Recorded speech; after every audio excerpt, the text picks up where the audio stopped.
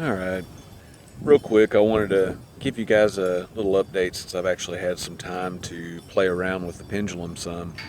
And man, all I can say is after having this for, just since yesterday and the little bit of time I got to play with it during the day, and then last night let my wife play with it, it's amazing. It's just something completely different from anything that really any of us have ever experienced before. And it's completely changed how I look at spinners or fidgeters type devices in general. You know, straight out of the package, most of you guys are going to be thinking of this more like your normal hand spinner. You're going to be wanting to just crank it and see what it'll do, and it's fun, but you're not going to get maximum enjoyment out of it. One thing, see if I can keep the camera focusing here. Anyway, one thing I'm actually glad that Paul added was these little ridges.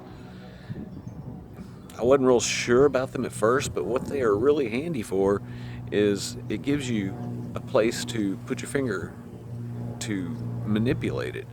I mean, you could sit here for hours just playing. What I really like about them is it gives you the traction to pull it up, to release it, just to watch it.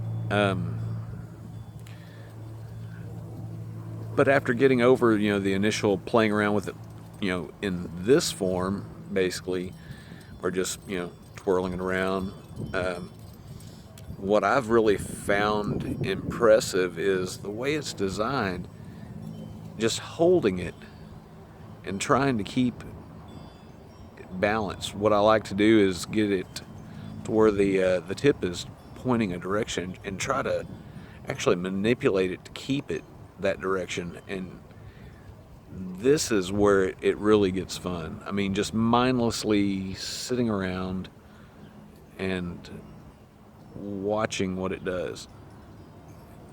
The whole Chaos Pendulum theory is, being able to carry something like this in your pocket or in those wonderful bullet cases that Paul Watson has designed for these is it's just really cool. I don't know if you can see, but let me see if I can stop it.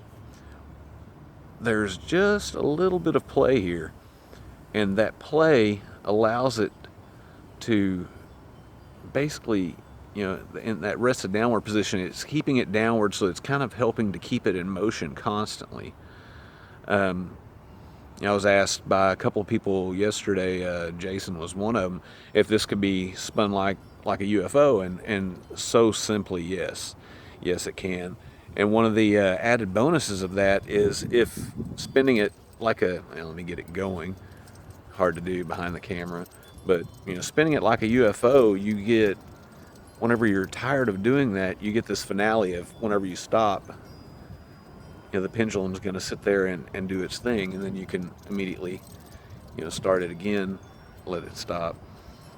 Like I said, this is just after a few hours of play with this, and it's just completely intriguing. In fact, so much so that my wife, she likes the spinners. She thinks they're cool. I'll hand her one, and she'll like it. I'll ask her, do you want one of these? And she'll say, well, it's cool, but I don't think I would really spend the money on something like that for myself. After handing her this last night and just showing her holding it like this and just letting it kind of do its thing, she became so enthralled in it. She said, I actually want one of these. And she asked me the price. I told her how much they were. And even after that, she still said, I want one of these. And so I've got to I've got to try to hurry up and get her one before mine turns up missing. But I will do another follow-up type, kind of review after I've played with this some more. And I hope this, kind of answers some questions for you guys. But Paul, amazing job. I mean, this is a game changer. I love it. Enjoy, guys.